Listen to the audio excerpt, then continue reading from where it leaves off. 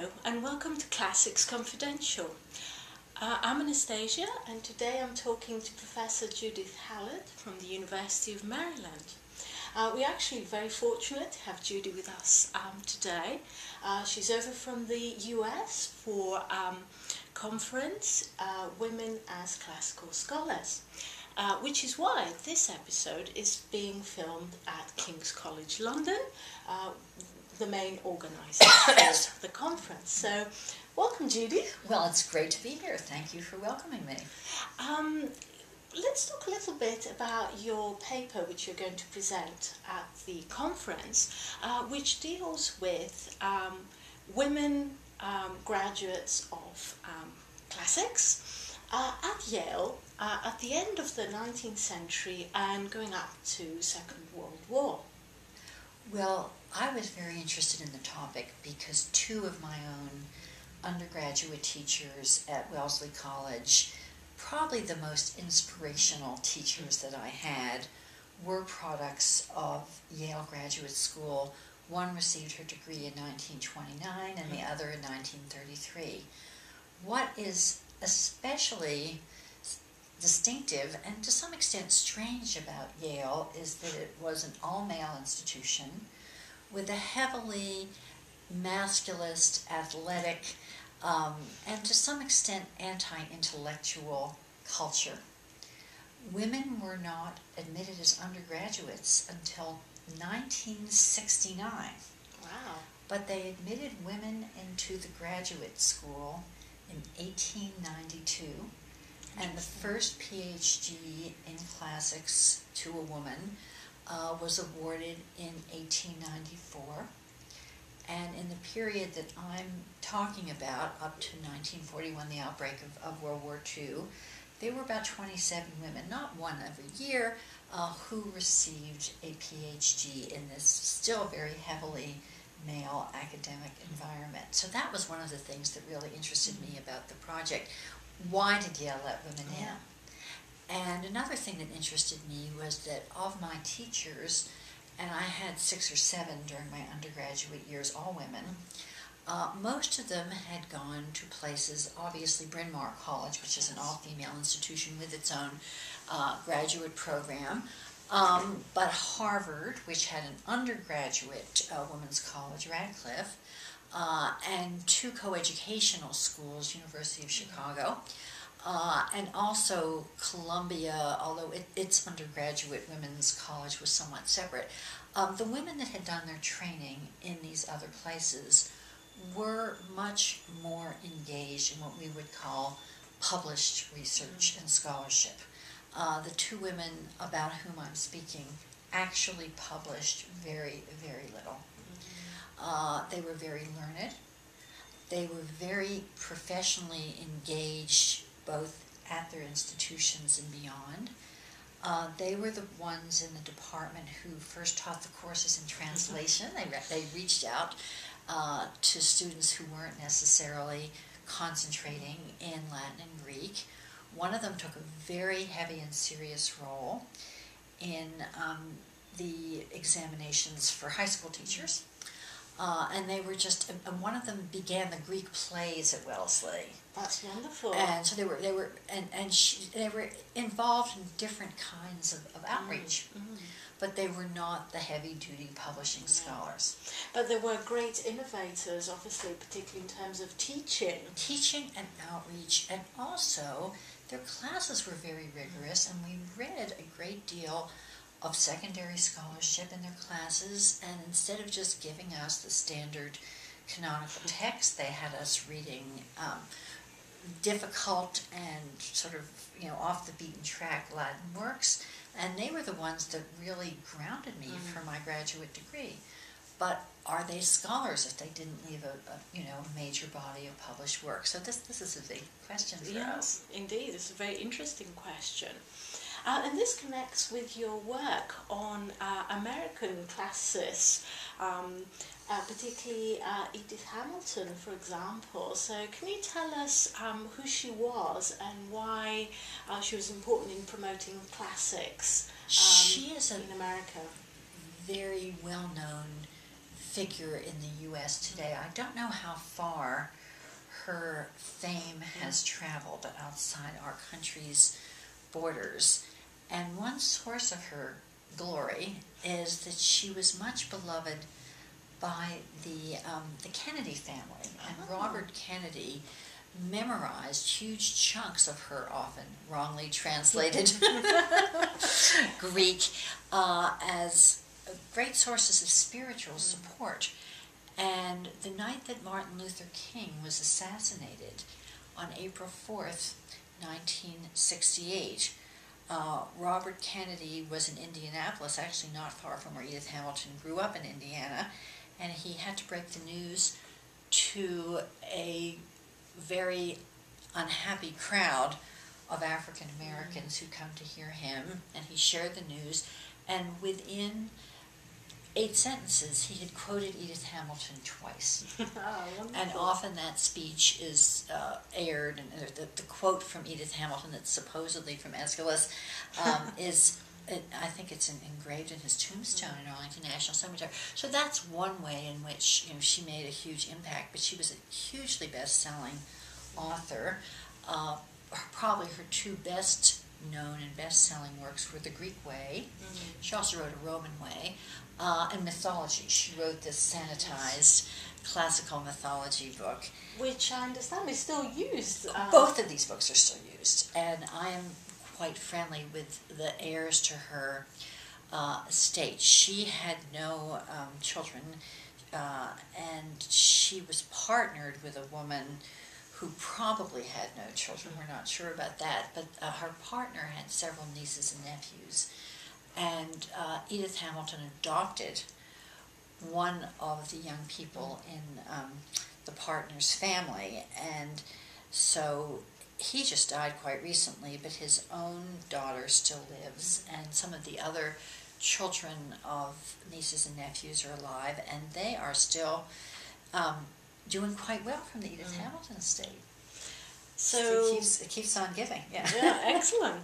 Yeah. So it's an interesting connection, isn't there, between classics and sort of modern politics, and it's wonderful to find that as female classicist is sort of part of that process, and it's not just male. Well, Edith Hamilton herself, this is a quite interesting story, and her sister, who was probably more famous than she was, her sister was quite progressive politically.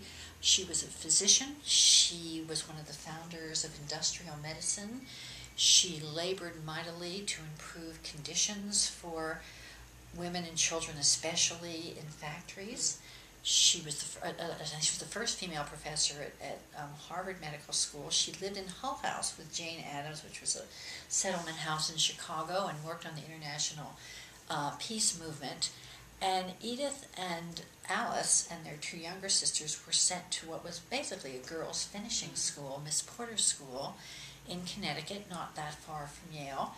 Jacqueline Kennedy was an alumna of the school. Many other people are graduates of the school.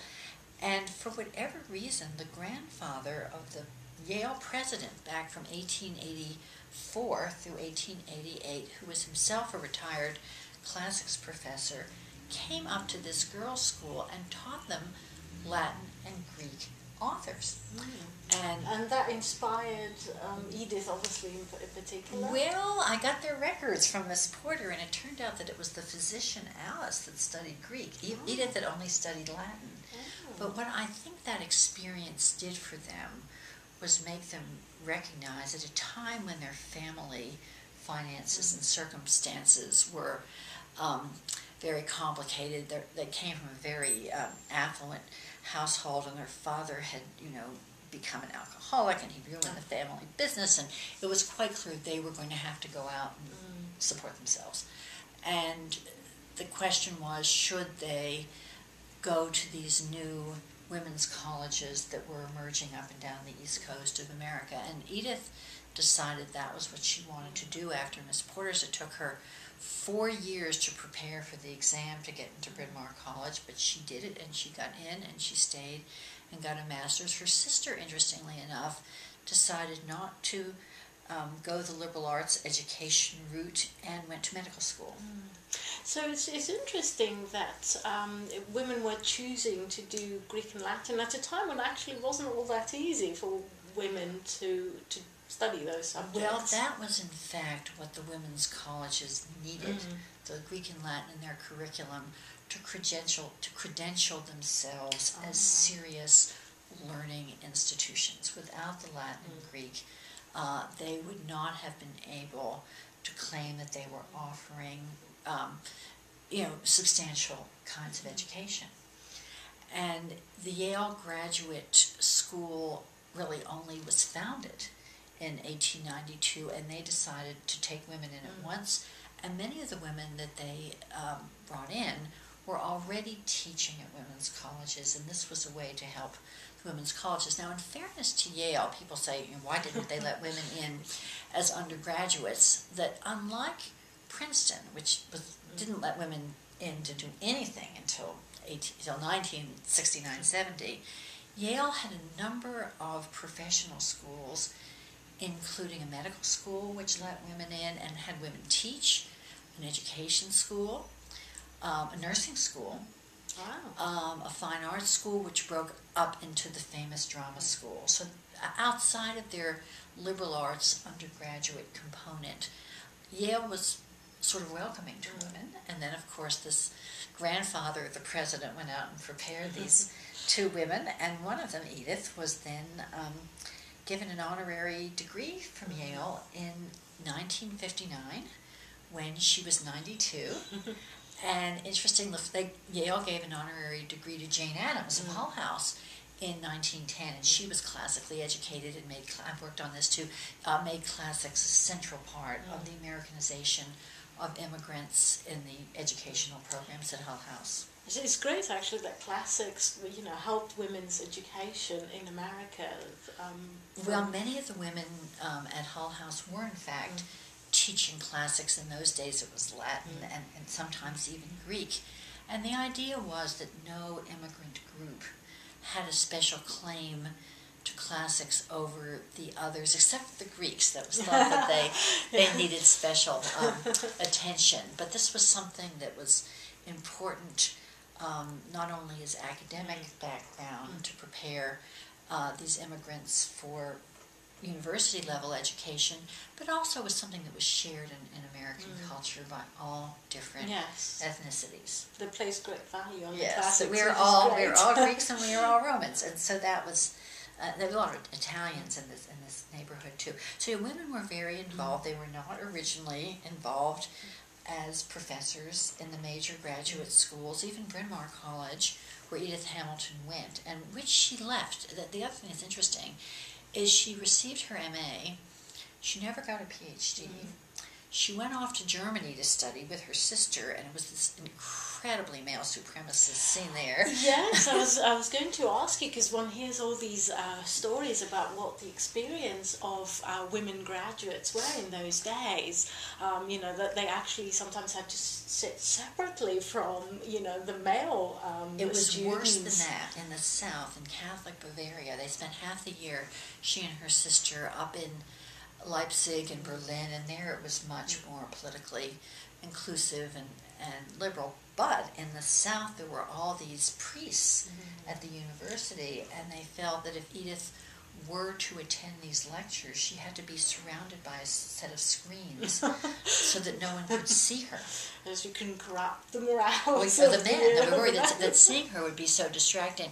And while she was over there, the family finances just got worse and worse, and she was offered a job as the headmistress of an all-female college preparatory school in Baltimore that was basically founded by the then president of Bryn Mawr College. It was called the Bryn Mawr School in Baltimore, and she went there. She was 29 years old. She became the headmistress.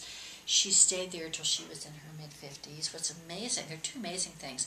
One is she wasn't terribly interested in Greek until she retired. She didn't take Greek at Miss Porter's. Her degree at Bryn Mawr was in Latin. The professors with whom she worked were Latinists, to the extent that she taught anything classical. while she was at the Bryn Mawr School. It was Virgil. It was only after she retired that she got all involved with the Greeks, and she didn't start writing and publishing until she was in her 60s. Wow.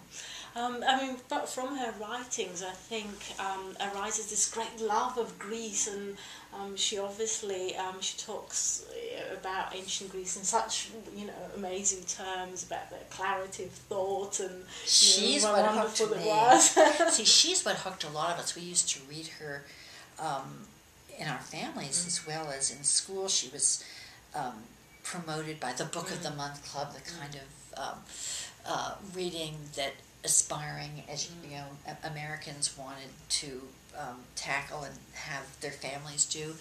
And it was only much later that I learned that she was very unreliable as a translator and as a scholar. And in fact, what she left out and what she was making up was in many ways more interesting than what was actually in the text. But she was incredibly well marketed by this emerging publishing house, W.W. Norton, and just did phenomenally well with her. So she had great impact.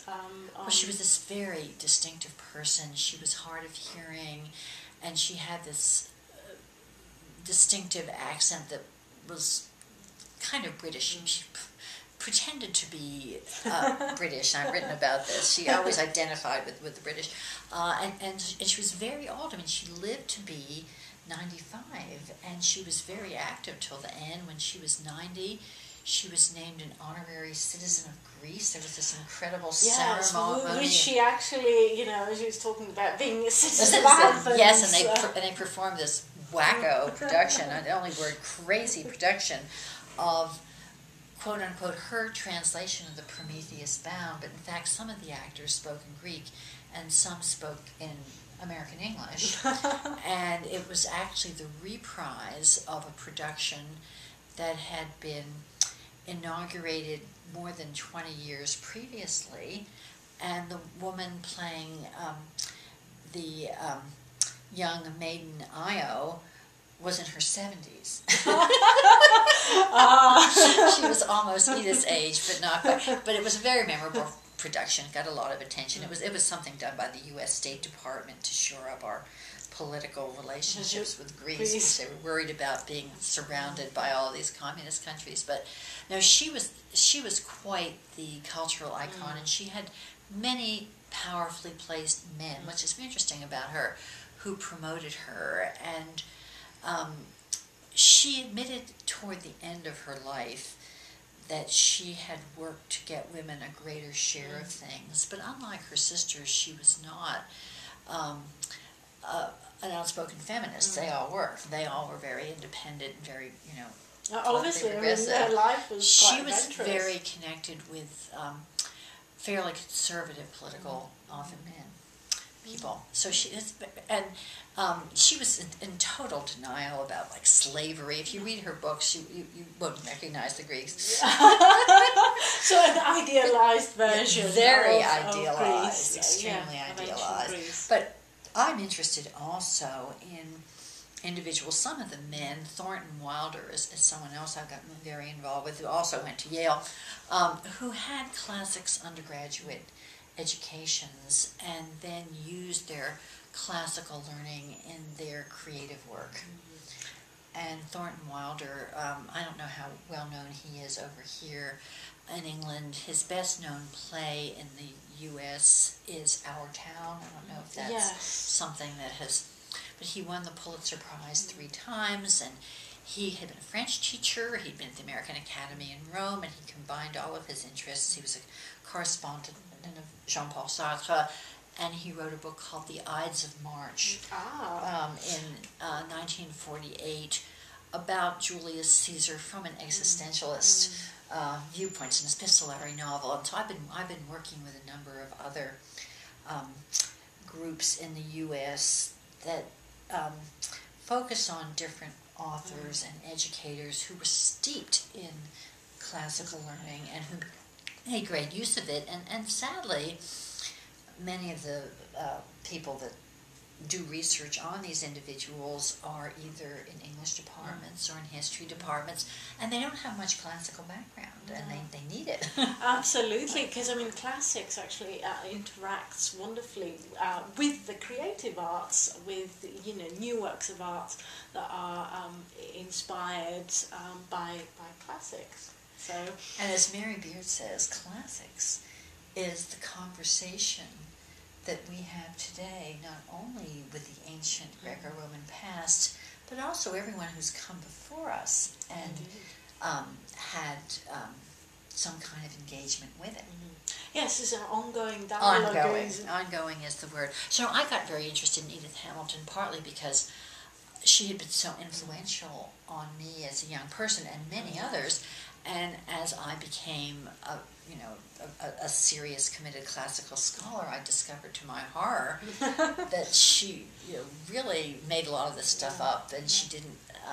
She wasn't as rigorous as we would expect. She was imaginative. She was creative. She was more creative. But if a student of mine wrote anything that she said, I said, redo this. This is what is your evidence? What is your argument? So I think that's one of the reasons she became of great interest to me. Although she did live where I live in Washington, D.C. for the last 20 years of her life, and before that. She was headmistress of this girls' school that's not far from where I live in Maryland. So there's a personal connection. Very personal. And she had a summer home in Maine where my family lived and where my grandparents had volumes of Edith Hamilton around the house. They just loved her. So we had many connections together, Edith, and I'm still working a lot on her. Because she lived her life with another woman as an avowed lesbian, I think for many years people in her family didn't want to talk about this.